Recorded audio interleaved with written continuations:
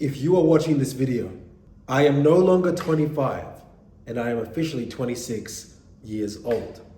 So today I want to share 26 things I learned by 26 years old. Bit of context on me. I am an agency owner. I own multiple companies, but I own an agency group called Clientele Boosters Consulting Group. No longer just Clientele Boosters Marketing Company. We are now a group. Glory be to God for that. And we are a multi-service group and agency that works across the world. We have nearly 40 staff and have served nearly 400 clients across 20 plus industries. And I've learned a few things, not just about business, but about life. And I want to share a few of them with you. One of the first things that I learned is the importance of focus. I've been telling everyone this year that my theme has actually been to be more boring, which means saying no to more or new business ventures. It means saying no to traveling. It's currently October 14th, 2025. I have not left Melbourne all year. Whereas last year, every 6 to 8 weeks, I was traveling to Bali or New Zealand or Sydney or Gold Coast. And all the time, by the way, it was simply for business. I was still traveling for business, whether it was a business event, whether it was for my other companies and we were doing shows. And 2024 was fantastic, but I was more stagnant that year financially, right? Like we still made more revenue across the agency than previous years, but 2023 was kind of another year where we went like that. 2024 was like very like this, it was very like flat. So being boring is really important, and you need to have phases where you're being boring, doing the same thing every day, constantly saying no to things when you want to go. And it sounds obvious, but I'm really happy that 25-year-old Dami spent pretty much the whole 12-month period, for the most part, being in different rooms, working on his computer, making cold calls, interviewing people, and building leaders. So that's the first thing. The second thing I learned by 26 is, and this is going to sound a bit up myself, I guess, but I'm really proud of how much I actually don't care about what people think. And this is going to make a lot of people cringe, and I kind of hope it does. Ironic, because I don't care what people think, right? I have gotten to the point where I can take so much action, and I don't need that much of I really don't need someone else's opinion. Now, if it's a staff-related thing within my company, that's different. I want to hear what the leaders have to say about something, and I want their input. But when it comes to like lifestyle or goals that I have or ways I want to live, I've just been really good at not caring about what people think. For example, in Melbourne, I'm well known for wearing like this green puffer jacket. And I've had this green jacket for now like 3 years. And it's one of the only jackets that I wear out. I wear that jacket, I'll wear some other jumpers, but I'll wear it when I'm going to the club, or when I'm going for dinner, I wear it when I'm going for a walk. And to be honest, I don't really like the jacket that much anymore. It's done its time. But I would rather spend another $500. It was an expensive jacket, $300, $500, $1,000.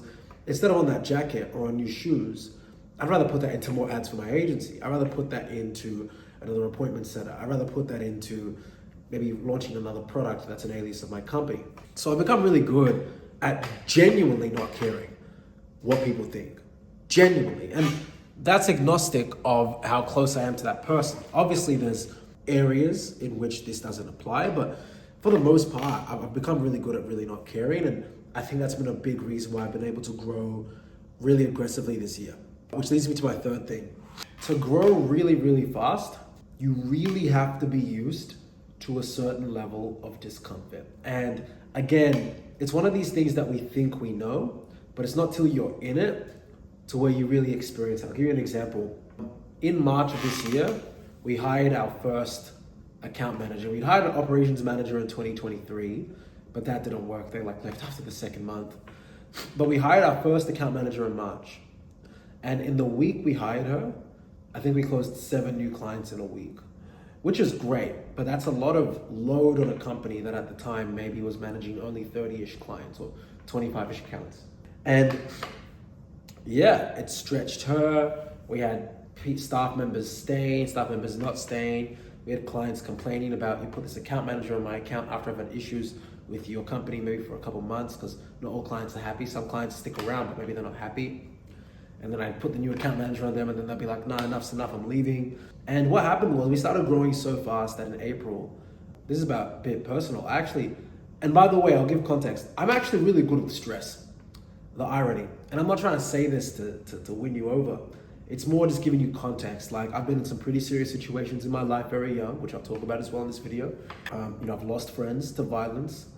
I've traveled different parts of the world. Not all of them have been the super safest parts of the world.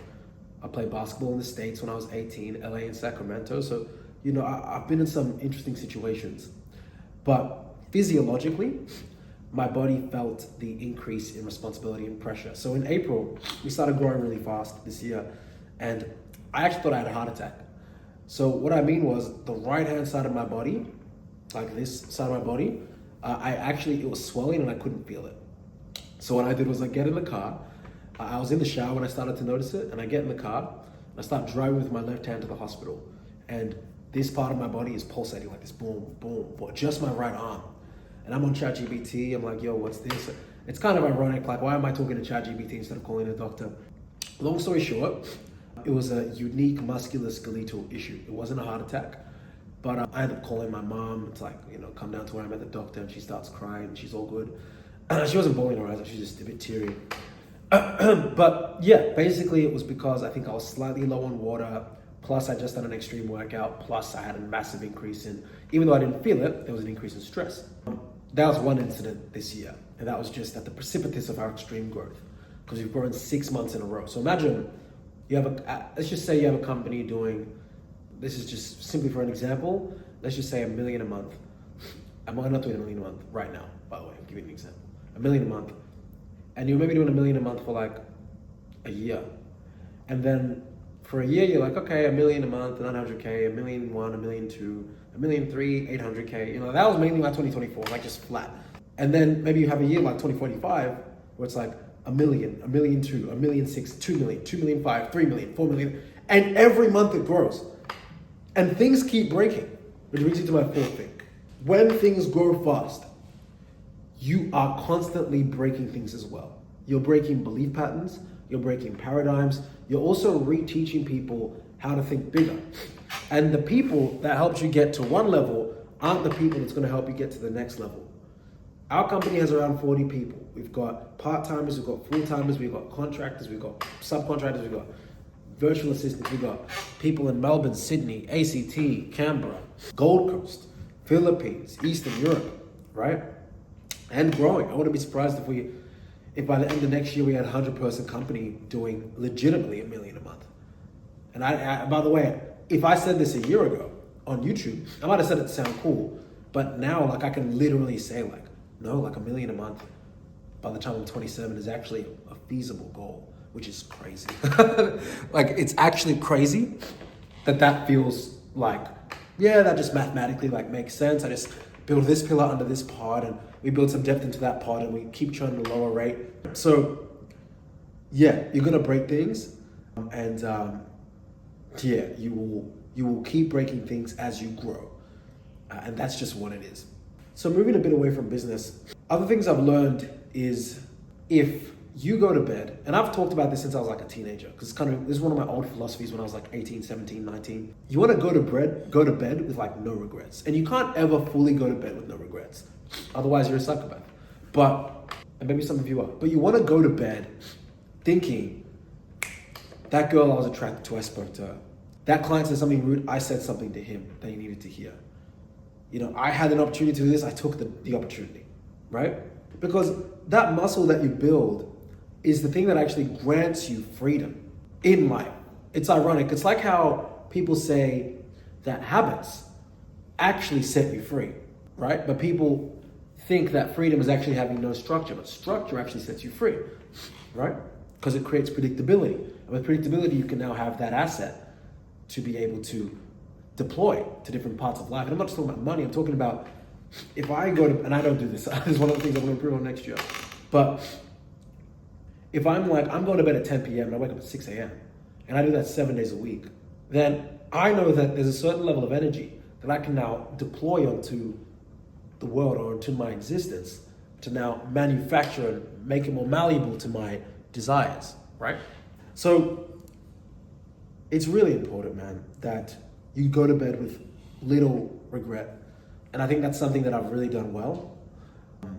And man, you have no idea what it, like guys, like so much can happen. Like so much can happen. Like this year was the first year where I actually routinely had dinner and partied with billionaires. And this is Australia. Like there's not that many billionaires around here. But it was just one of those things where you just say yes enough times, you keep putting in the work and people just find you. And vibrations match. And I'm not saying by any means I'm at the level of a billionaire vibration. Maybe in 5 years, maybe in 10, God wills it. But yeah, go to bed with no regrets. You'll be surprised where it can take you. This is part 1 of 26 things I learned by 26.